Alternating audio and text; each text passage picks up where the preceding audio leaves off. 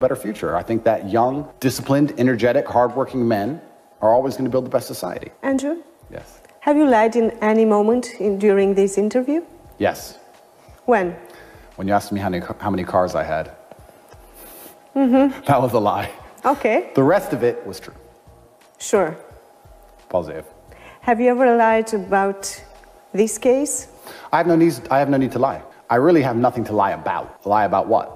The two victims who say they're not victims, who say this is stupid, let us go. Like, what if some others will appear? It's been a long time they've been trying to make others appear. That's what they've been trying to do with the media, trying to find them. I've been investigated by DCALT, which is a very competent federal agency, and they've been working in contingent with other federal agencies from other countries. I also want to make this clear to the population at home, anyone who thinks I'm a bad person because of things you've seen on the news. You take any average man off the street, and put him under 16 months of investigation from 3 different federal agencies, trying to find every single conversation he's ever had, every person he's ever spoken to, every picture he's ever taken, every WhatsApp message he's ever sent, every email, everything, every bank transfer, all of it, and see what you find on that guy. What have they found on me? Nothing. If you put anybody under that level of scrutiny, you're going to find something. And with me, they found basically nothing. I'm one of the cleanest people you can possibly walk past on the street. And for all this time, they've been trying to find more victims because they know they don't have a case. And they've been trying to just talk and talk. Andrew's bad, Andrew's bad. Is anyone think Andrew's bad? Call this number. And nobody calls it. Every person they spoke to, 2,000 people DCALT called, every single one of them defended me. All. So there are no victims and there is no case. And there's nothing to find and nobody knew was going to appear and none of it's real. So I don't have to lie.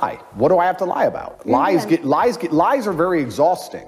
One of the things people don't understand about lies is that it breaks the laws of physics. It takes a lot of energy to perpetuate a lie. If I put a lie out in there in the universe, you have to put a lot of energy into that lie to keep the lie alive. Look at COVID, how hard they had to lie all the time to keep the lie alive. I don't have the energy to do that. And the lie is that I'm a bad person. They've told the world that. They now have to find a way to continually try to pump energy into that lie, and that's why nobody believes it anymore. It's failing. Lies get exhausted, and as time goes on, the truth is revealed because the moral arc of the universe bends towards truth. The longer something goes on, the more likely you are to find the truth. And here we are after 16 months of investigation. At the end of my house arrest, after 9 months of incarceration, we're here with no victims. And the truth is coming clear to everybody at home. I've done nothing wrong. And then you have to ask yourself, if you want to ask interesting questions, is why did the Romanian state punish me so severely? Why? I don't know. Why did they put us in jail for so long? Why were we under house arrest for so long? I don't know. I can't answer that question. But I'm not going to be bitter about it. I'm not going to be upset about it. I'm going to understand that that was the decision Romania made. And if I respect the safety of this nation, which I do, I have to respect how the courts decide to keep the place safe. But the truth will be revealed in time. Did you ever broke the law in Romania? Well, if I broke the law, I'm sure it would be in the case file. They were following me for a very long time. I think I may have sped once. Take me to jail. Oops.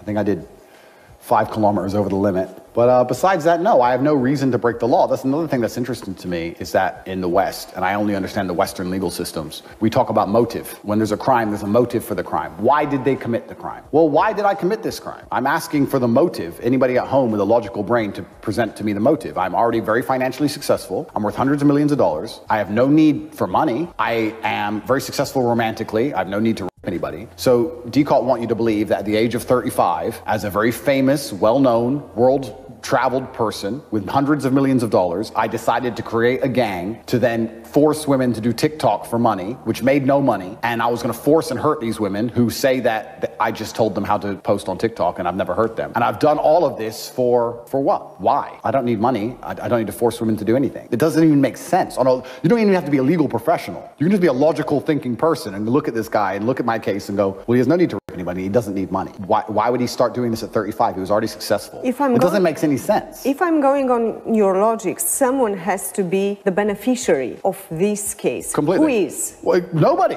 That's the thing. I didn't make a penny. According to DCALT themselves, I did not make one lei. Nobody made any money. I did this whole big crime for no money. Nobody made any money. I did all this crime when I was already rich with my friends who were saying that I never hurt them. Like, the whole thing is a logical fail. It's a logic fail. When you commit a crime, there's a goal, there's a purpose. What was the goal and purpose of my crime? Did I want to go to jail? Did I want 3 months in the DCALT Hilton? There are 2 variants in your case. Guilty or not guilty? Correct. If you are not guilty, you've explained everything. If they will find you guilty, what will you do? If they will find me guilty, then it's going to be very interesting for the world because they're going to have to justify that, I hope, to a superior court. And they're going to have to justify that to the European Court of Human Rights. And we're going to see how deep the matrix runs. And as things come out and are exposed about my case and the insanity of it, we're going to have to find out how they can justify putting two brothers in jail with no witnesses on the stand. Please understand this. There's not a single girl who will take the stand against us. It's my brother and I, all of the victims on our side saying, hello, we're not victims. An empty stand for the state prosecution with nobody on their team. Nobody saying you're a victim, you're guilty, you're thing. And it's crazy. Consent. They've thrown the idea of consent out the window, which just doesn't even make sense. The difference between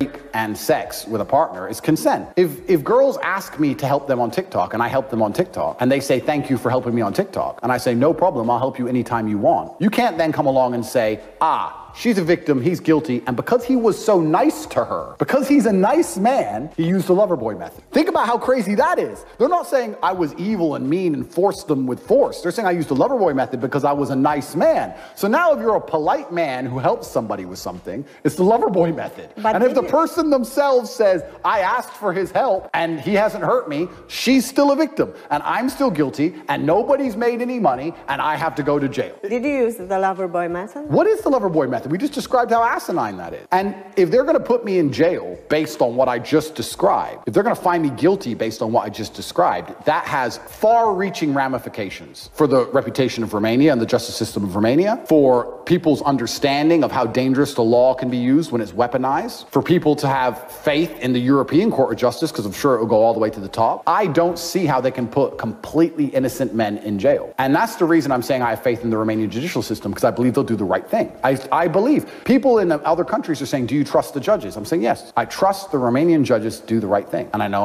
I've done nothing wrong. And I trust them. And I trust that over time, as we explain this case, we're going to be free to go. So you're asking me, how can we be found guilty? I can't imagine a scenario where that happened. It would be crazy and it'd be very scary. If you're a man at home today and you've given someone some advice, how to fix the tap, how to fix the light bulb, and you were nice and polite about it, you're the lover boy. Lover boy method. Somebody at home texts you, you're a man, you get a message. Hi, the light is broken. You say, hey, hope you're good. This is how you fix the light. Be careful, look after yourself. Now, DCOT come along and say, you have forced labor from this person by telling her she has to fix the light, but you did it in a nice way. So you did it with the lover boy method, because you didn't yell at her. You were very kind, so you used the lover boy method to charm her into fixing the light. Jail for you. And then when the person says no, I just asked him how to fix the light. I asked for his help. Quiet. You're a victim. Quiet. Here's a statement saying I'm not a victim. Ignore that. No, here's 10 statements they made saying they're not victims. They threw that out. No, you are a victim and he is bad and he used the lover boy method because the light is repaired. And it's scary because they can do this to anybody. They've done it to me now, but they can do it to any man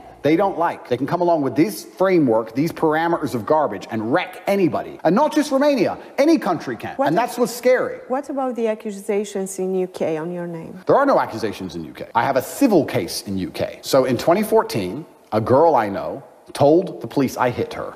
Did you? No. She went to the police. The police threw the case away because they found text messages in her phone of her talking to her friend saying, I will lie about this, I'm going to tell them this, if they call you, you say this, planning it all. They took her phone off her and saw her planning it all in 2014, so they threw it all away. Garbage.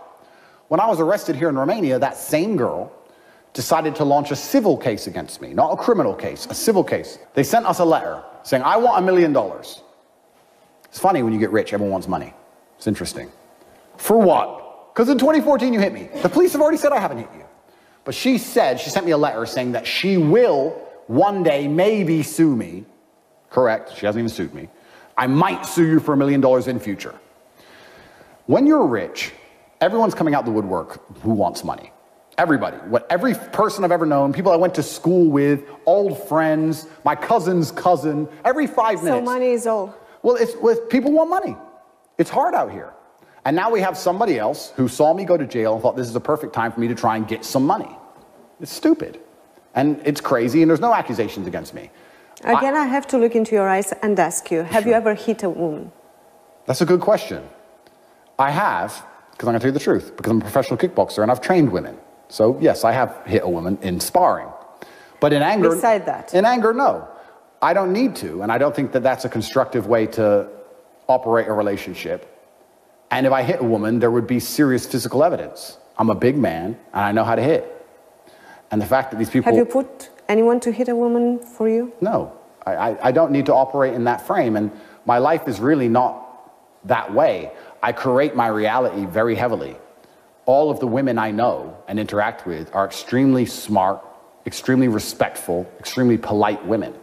I'm not an idiot. I don't have scenarios where everyone's doing drugs and people are drunk and people are screaming. Not at all. My life is very calm. It's very normal. And there's no need for any kind of violence against anybody. I don't hit men at random either. I haven't hit any of my guys in my house or my friends or... Why?